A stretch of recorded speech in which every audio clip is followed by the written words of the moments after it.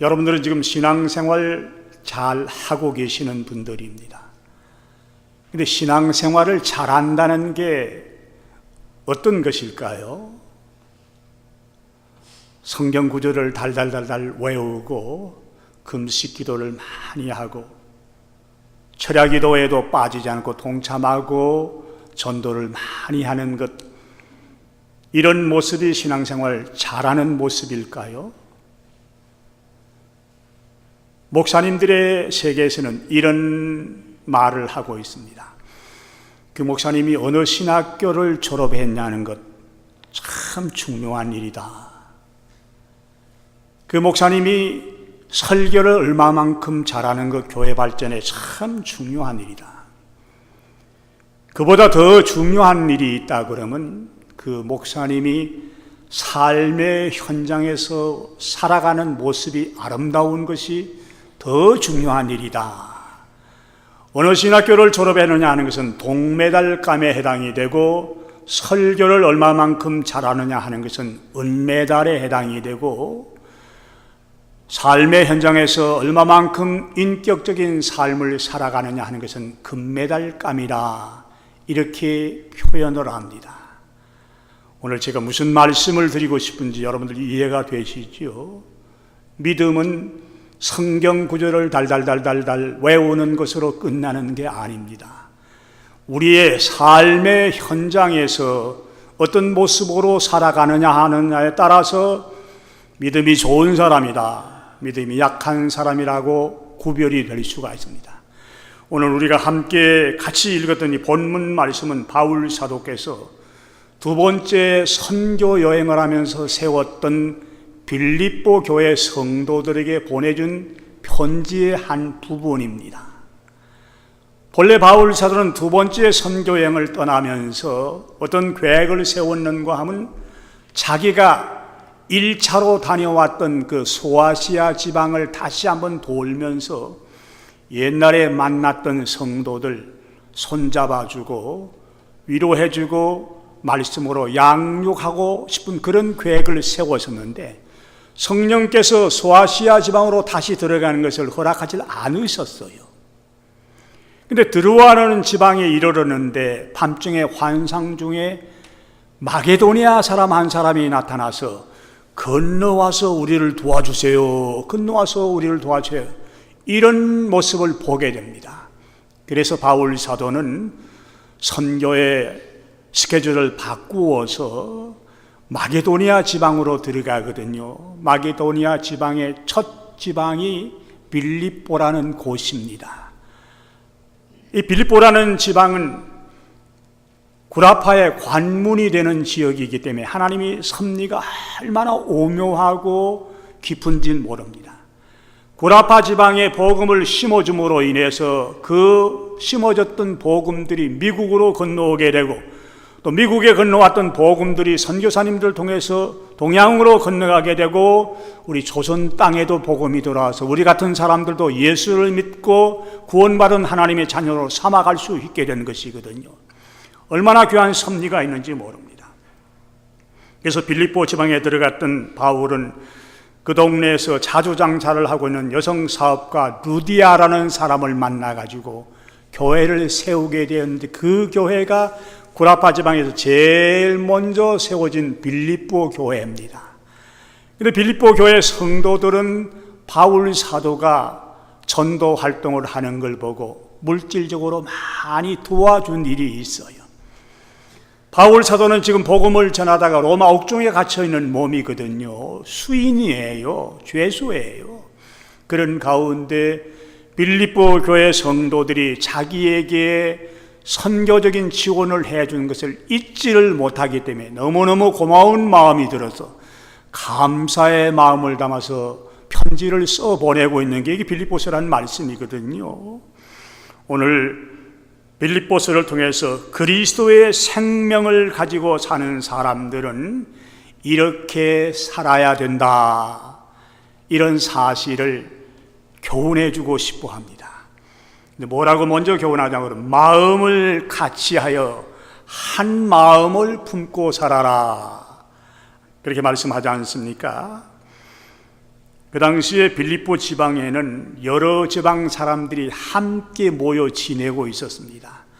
그 마게도니아 사람, 헬라 사람이라고 합니다. 유대인들은 그 사람들 이방인이라고 불렀거든요. 유대인들도 있었어요. 로마 사람들도 같이 살고 있었거든요. 유대인들은 아마 그렇게 많지 않은 것 같아요. 왜냐하면 유대인들이 많이 거주하는 지역이면 유대인 회당이 있었을 텐데 그 빌립보 지방에는 유대인 회당이 없었어요. 그러니까 막 적은 무리의 유대인들이 모여서 살았던 모양입니다. 다양한 사람들이 모여서 살아가려고 그러면 한 마음 되기가 참 어려워요. 그렇지 않습니까? 나라가 다르고 민족이 다르고 심지어 언어까지 다른 사람들이 모여서 예배를 드리면서 공동체를 이뤄나가는 게 어렵기 때문에 한 마음을 품어라, 이렇게 말씀을 합니다. 현대 사회도 한 마음이 되는 게 참 어려워요. 우리 한국만 해도 그렇지 않습니까? 지금 뭐 진보니 보수니 중도니 그러면서 맨날 싸웁니다. 정당 안에도요, 같은 여당인데도 뭐 친박계가 있고 비박계가 있고 중도파가 있다. 또 야당에서는 뭐 친노파가 있고 비노파가 있고 중도파가 있다. 지금 한국이 메르스라는 그 중동 호흡기 증후군으로 지금 온 국민들이 지금 불안에 떨고 있지 않습니까? 뉴스의 탑 기사는 전부가 메르스에 관한 얘기더라고요. 그런데도 국민들이 불안해하는데도 정당 싸움들을 하고 있어요. 국민들을 어떻게 하면 이 불안한 문제를 풀어주고 문제를 해결할 방안을 찾질 않고 맨날 친노파가 어떻다, 친박파가 어떻다 이렇게 싸우고 있거든요. 참 한심하기 그지없어요. 오늘 교회도 다양한 사람들이 모여서 예배를 드립니다. 교육적인 배경도 다 달라요. 저희 교회만 해도 뭐 박사학위를 가진 분도 계시고 또 초등학교를 잘 못 다니신 분도 계시고 아주 다양하지 않습니까? 신앙 연조도 다른 사람들이 모여 있어요. 40년, 50년, 3, 4대로부터 신앙생활을 했다고 하는 모태신앙인들도 있지만은 처음으로 교회 나오는 분도 계시거든요. 신앙 연조가 짧은 분들도 계세요. 연세도 달라요. 저에게는 80대로부터 뭐 20대 청년들이 뭐 있기도 하고 출신 지역도 다르죠. 특별히 이민교회이기 때문에 이민 연조도 달라요. 이민 온 지가 50여 년이 된 분도 있고 뭐 한 2주일 전에 3주일 전에 온 분도 계시지 않습니까? 이런 사람들이 모이는 곳이기 때문에 한 마음이 된다는 게 그렇게 쉬운 일은 아닙니다. 그런데 우리 교회는 신앙 공동체 아닙니까? 예수님의 권속들이 모이는 사랑의 공동체이기 때문에 예수님이 머리가 되고 우리는 지체가 되는 한 몸이기 때문에 한 마음으로 살아가라. 머리는 머리대로 따로 놀고 지체가 되는 손은 손대로 따로 놀고 발은 발대로 따로 놀고 눈은 눈대로 귀는 귀대로 코는 코대로 아마 따로 논다 그러면 그 몸이 제대로 몸구실 할 수 있겠습니까? 저희 교회 역사가 금년 40년이 된 교회라 잘 알고 있죠. 이민교회로서는 40년 역사를 가진 교회, 그렇게 짧은 역사는 아니에요. 그래서 뭐 긴 역사를 가진 교회도 아닌데 40년 어간 동안 제가 부임하기 전에 한 번 아픔이 있었더라고요. 그래서 교회가 나누어지는 아픔도 있었는데 제가 지금 부임한 지 26년 되는데 한 마음으로 지내온 거 참 감사하다 이런 생각이 들어요. 앞으로 또 다른 40년을 내다보면서 나아가야 할 교회가 아닙니까? 우선 담임 목사님을 중심으로 해서 장로님들, 권사님들, 집사님들, 재직들 뿐만 아니라 온 성도들이 한 마음이 되어야 돼요. 그래야 하나님이 이 교회를 이쁘게 보시고 축복해 주시고 하나님께서 한 마음 된 교회 귀한 사명들을 맡겨주시기로 계획을 세우기 때문에 하나님이 이쁘게 보시는 교회가 되어야 하나님이 맡겨준 사명을 감당할 수 있다는 생각들을 가지고 교회를 섬기시는 여러분들 한 분 한 분이 머리 되시는 예수님에게 붙어있는 지체라는 사실을 알고 나도 한 마음으로 이 교회를 섬기겠다는 이런 다짐들이 있어지시기를 예수님의 이름으로 부탁을 드리는 것입니다. 그다음에 두 번째 권면해 준 말씀 3절에 나와 있네요. 3절 영상에 말씀이 띄워져 있죠. 아무 일에든지 다툼이나 허영으로 하지 말고 오직 겸손한 마음으로 각각 자기보다 남을 낫게 여기고, 실제적인 우리 삶의 현장에서 나타내 보여야 할 삶의 자세가 아닙니까? 겸손은 우리 기독교 신앙의 참 귀한 덕목이 됩니다. 성 어거스틴이 나이가 많아지셨을 그 무렵에 제자들이 그 스승을 모셔놓고 이런 질문을 했습니다. 선생님은 기독교의 덕목 가운데 어느 덕목이 제일 귀중한 덕목이라고 생각을 합니까? 성 어거스틴이 첫째도 겸손이고 둘째도 겸손이고 셋째도 겸손이다.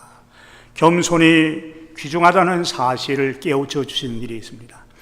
잠언 기자 솔로몬은 이렇게 말합니다. 교만은 패망의 선봉이요 거만한 마음은 넘어짐의 앞잡이니라. 겸손한 자와 함께하여 마음을 낮추는 것이 교만한 자와 함께하여 탈취물을 나누는 것보다 나으니라. 잠언 16장 18절 19절에 나와 있는 말씀이에요. 베드로 사도는 이렇게 권면하죠. 하나님 교만한 자를 대적하시되 겸손한 자들에게는 은혜를 주시느니라. 신앙생활하는 성도들 겸손하셔야 돼요. 그리고 모든 매사에 남을 나보다 더 낮게 여길 줄 알아야 됩니다. 교회 안에서도요 은근히 교만한 사람들이 있어요. 내가 저 사람보다는 공부를 훨씬 많이 했는데 학벌 문제로 교만을 감추면서 내세우는 사람이 있고요. 또 직분, 신앙 연조, 나는 신앙생활한 지 5, 60년이 넘고 모태신앙을 가졌는데 당신 신앙생활한 지 얼마나 됐어? 이런 사람들도 있고요. 이민 연조를 자랑하는 사람들도 있고 교회 등록한 날짜를 가지고 따지는 사람도 있어요. 나는 미주평안교회 몇 년이 되는데 당신 지금 등록해서 말은 하지 않을는지 모르지만 은근히 남들과 비교하면서 자기를 높이려는 교만한 마음들을 가지고 사는 사람도 있거든요. 목회자들 가운데 교회가 좀 성장되고 부흥이 되면 이 목이 곧아져서 교만한 자리에 빠지는 사람도 있어요. 제가 LA에서 직접 본 사람들이 있습니다. 얼마 전에 그 한국 여의도 순복음교회를 섬기는 이영훈 목사님이 LA를 방문하셨던 일이 있거든요. 여기 순복음교회에서 목회를 하셨기 때문에 LA 이민 목회를 잘 아시는 분이기 때문에 제가 복음방송에 모시고 인터뷰를 했던 일이 있어요. 인터뷰하는 과정 속에서 제가 하나 배운 건 참 겸손한 분이다. 여의도 순복음교회라 그러면요 지금 세계에서 제일 큰 교회예요. 목에 힘이 들어갈 만한 위치에 있는 목사님인데도 그분은 말씀하는 게 참 겸손하고, 제가 인터뷰를 진행하는 도중에 은혜를 받았어요. 자기는 은퇴한 다음에 예수님만 남아있는 교회가 되면 좋겠다. 자기 이름은 없어지는 교회가 됐으면 좋겠다. 겸손하구나. 오늘 우리 신앙생활하는 성도들은 죽을 때까지 교만과 싸워나가시고 교만해지지 않도록 겸손하게 살아야겠다고 시간마다 기도하시면서 자신을 쳐서라도 복장시키면서 교만과 싸워나가시기를 예수님의 이름으로 부탁을 드리는 겁니다. 그리고 예수의 마음을 품으라. 예수의 생명을 가지고 살아가는 사람들은 우리 마음에 예수님의 마음을 품어야 된다고 말씀을 하세요. 예수님의 마음은 겸손한 마음 아닙니까? 온유한 마음입니다. 그러면서 우리 마음에 품어야 할 예수님이 어떤 분인지를 구체적으로 설명을 해 주시는데요. 그 예수님은 하나님의 본체가 되시는 분이지만 사람들과 같이 되셨다. 빌립보에 나와 있는 말씀입니다. 그는 근본 하나님의 본체이시나 하나님과 동등됨을 취할 것으로 여기지 아니하시고 오히려 자기를 비워 종의 형체를 가지사 사람들과 같이 되셨고, 본체란 말은 비슷하게 생긴 물체가 아니란 말씀이에요. 변할 수 없는 본질적인 형태를 본체라고 그러는데 영어로는 essential form이라고 그러는데 바로 예수님이 하나님이시란 말씀이에요. 그 사실 믿어지시나요? 일부 예배 시간엔 아멘을 별로 안 하기로 했나 봐요. 예수님이 하나님이란 사실 믿어지세요? 예수님이 바로 하나님이시란 말이 본체란 말씀이에요. 도마가 예수님의 부활을 얼마나 의심했던 사람입니까? 나는 내 눈으로 옆구리 확인해보지 않고는 못 믿는다. 그때 예수님이 나타나서 도마에게 그렇게 권면합니다. 네 손가락으로 이리 내밀어 내 손을 보고 내 손을 내밀어 내 옆구리에 넣어보라. 그리하여 믿음 없는 자가 되지 말고 믿는 자가 되라. 의심하고 있는 도마에게 직접적으로 나타나신 예수님 이 말씀 해주셨거든요. 그런 다음에 도마의 태도가 얼마나 많이 달라집니다. 모릅니다. 요한복음 20장 28절 말씀 보면 나의 주님이시요 나의 하나님이시니라. 도마가 예수님을 하나님이라고 고백을 했습니다. 바울 사도가 분명하게 고백을 합니다. 로마서 9장 8절 말씀 뒷부분만 제가 읽어드릴게요. 그는 만물 위에 계셔서 세세 찬양을 받으실 하나님이시니라. 예수님이 바로 하나님이 된다는 삼위일체의 교리를 우리 분명히 믿어야 돼요. 오늘 일부 예배 나와서 예배를 드리고 있는 여러분들 한 분 한 분 마음속에 예수님은 곧 하나님이시다 믿으시면 아멘. 이건 믿고 신앙생활 하셔야 신앙생활 바로 하는 사람이거든요. 그리고 그 하나님 되시는 예수님이 우리를 구원시키기 위해서 사람과 같이 되셨다. 참 신비로운 사건입니다. 우리 머리로는 이해하기가 어려워요. 어떻게 하나님이 사람이 되나? 이걸 뭐 도성인신, 성육신, 인카네이션 교리라고 이렇게 신학적으로 설명하는데 이건 우리 한정된 머리로는 계산하기가 참 어려워요. 말씀이 그렇게 말씀하고 있지 않습니까? 그래서 예수님은 하나님의 성품도 소유하고 계시지만 우리 사람과 꼭 같은 인성을 소유하고 계세요. 그래서 예수님에게는 신성과 인성 양면이 있다. 신학적으로는 그런 말씀도 합니다. 그래서 여러분들의 형편처지를 누구보다 잘 알고 계세요. 여러분들이 연약함도 알고 여러분들이 고민하는 것도 알고 여러분들이 마음 아파하는 것도 예수님 너무너무 잘 아세요. 본인도 마음 아파해 보셨어요. 배반도 당해 보셨어요. 고통도 당해 보셨어요. 그러시기 때문에 여러분들이 가지고 있는 고난과 아픔과 상처를 시간마다 예수님에게 호소하게 되면 우리의 형편차지를 누구보다도 잘 알고 계시는 예수님이 우리의 아픔을 치유해 주시고 연약함을 붙들어 세워주시고 넘어질 때 일으켜 세워주시는 분이라는 것을 아시고 우리의 형편처지를 모른다 그러면 그분에게 호소해야 우리의 마음을 이해할 수 있겠습니까? 우리의 삶을 이해할 수 있겠어요? 내가 받은 상처, 내가 받은 배신감을 그분이 이해할 수 있겠습니까? 그러나 그 예수님에게는 우리와 꼭 같은 마음이 되시는 인성을 가지고 계신 분이시기 때문에 이해한다는 사실을 기억하시고 여러분들이 당하고 있는 마음의 무거움과 갈등과 고난들을 시간마다 그분 앞에 내려놓고 호소하고 기도할 때 여러분들을 도와주신 분이 계신다는 확신을 가지시기를 부탁을 합니다. 그리고 자기를 낮추시고 죽기까지 복종하셨다. 8절에 있는 말씀이에요. 사람의 모양으로 나타나서 자기를 낮추시고 죽기까지 복종하셨으니 십자가 위에 죽으시리라. 이 십자가는요, 그 당시에 아주 완악한 죄수들, 살인자들이나 강도나 반역자나 이런 사람들을 처형시키는 사형틀이에요. 그래서 유대인들은 십자가를 보면 다 고개를 젓고요, 또 이방인들도, 헬라 사람들도 십자가를 다 미련하게 보는 것들이었는데, 그 예수님이 우리와 같은 몸을 입고 오셔서 우리의 모든 죄를 걸머지시고 그 죄를 대신해서 십자가에 돌아가셨거든요. 예수님도 처음에 십자가를 진다 그럴 때 얼마나 갈등을 하셨는지 몰라요. 인성을 가지고 있기 때문에 그 십자가의 처참한 모습을 다 알고 계시는 예수님이기 때문에 겟셋마네 동산에 올라가서 기도하시면서 이렇게 기도했습니다. 아버지여, 만일 할만하시거든 이 잔을 내게서 지나가게 하옵소서.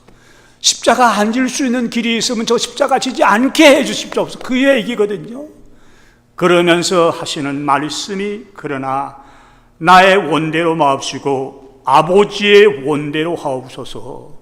인성을 가지고 계신 분이기 때문에 가능하면 십자가 지고 싶은 마음이 없었지만 내 생각보다는 아버지의 생각대로 해달라고 하시면서 끝까지 복종하시면 돌아가셨다. 하나님의 말씀에는 복종하시면서 살아가시는 여러분과 제가 되기를 부탁을 드립니다. 내 생각보다 훨씬 앞선 분이 하나님의 생각이라는 걸 알게 되면 예수님도 마지막까지 끝까지 복종하시면서 십자가를 지셨던 그 사실을 우리에게 몸소 보여주고 계시지 않습니까? 그런데 그 예수님을 하나님께서 굉장히 높이 올려주셔서 그 이름 앞에 다 무릎을 꿇게 해주셨다. 오늘 9절 10절에 나오는 말씀입니다. 자, 십자가에 죽기까지 복종하셨던 그 예수님은 우리 하나님께서 부활시키셨을 뿐만 아니라 그 이름을 높이 올려주셨다. 오늘 본문에 그런 말씀 나와 있었죠. 그런데 베드로 사도는 예수 그리스도라는 이름이 얼마나 귀중하다는 사실을 강조하면서 사도행전 4장 12절에 그런 말씀을 했습니다. 다른 이로서는 구원을 받을 수 없나니 천하 사람 중에 구원을 받을 만한 다른 이름을 우리에게 주신 일이 없음이라.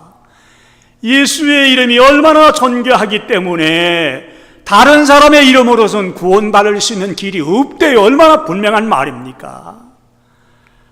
바울 사도는 로마 교회 교인들에게 편지를 보내면서 로마서 10장 13절 영상, 자 같이 한번 우리 영상 보면서 한 목소리로 말씀을 읽어봅니다. 시작. 누구든지 주의 이름을 부르는 자는 구원을 받으리라. 아멘이시지요? 예수의 이름이 얼마나 존귀하기 때문에 그분의 이름을 부르는 사람은 누구든지 구원받을 수 있대요. 이만큼 귀중한 일이 어디 있겠습니까? 그리고 그 예수의 이름 앞에 모든 사람들이 무릎을 꿇게 되어 있다. 지금 공산주의자들이나 독재자나 기독교를 반대하는 군왕들은 아직도 예수의 이름 앞에 무릎을 꿇지 않지만은 서방 세계의 정치 지도자들, 대통령, 수상, 총리, 예수의 이름 앞에 무릎 안 꿇는 사람이 없어요. 오바마 대통령도 예수의 이름 앞에는 무릎을 꿇거든요. 영국의 수상이나 독일의 수상이나 서방 하나님이 누구인지 예수님이 누구인지를 아는 정치가나 군 장성들이나 사업가들이나 교수들이나 학자들도 예수의 무릎 앞에 이름을 꿇게 하나님이 만들어 주셨기 때문에 예수의 이름이 존귀하게 된 것입니다. 이분을 우리가 입으로 구주로 시인하면서 하나님께 영광을 돌리라. 자, 제가 하는 말 좀 같이 따라 해봅니다. 예수 그리스도는 우리의 구주시다. Jesus Christ our Lord, Jesus Christ our Savior. 이 사실이 영어로 하실까요? 우리 영어권에 있기 때문에 영어로 같이 합니다. Jesus Christ our Lord. 영상에 비춰진 저거는 읽을 수 있잖아요. 그렇죠? 뒤에 부분 Jesus Christ our Savior. 우리 영어 공부 조금 더 하셔야 되겠네. 이 사실을 마음으로 믿어야 돼요. 이 사람들이 신앙생활 잘하는 사람이거든요. 오늘도 그 예수님이 나의 구주가 되시는구나, 나의 구원자가 되시는구나, 이 사실을 확실히 믿으면서 하나님께 영광을 돌리는 삶을 살아나가라고 옥중에 갇혀있는 바울 사도께서 권면해주고 있다는 사실을 기억하시고, 그렇구나, 그래서 그분이 나의 주님이 되시는 분이구나 마음에 확실히 믿으시고 하나님께 영광 돌리는 하루의 삶을 살아나가시기를 예수님의 이름으로 부탁을 드립니다. 주님.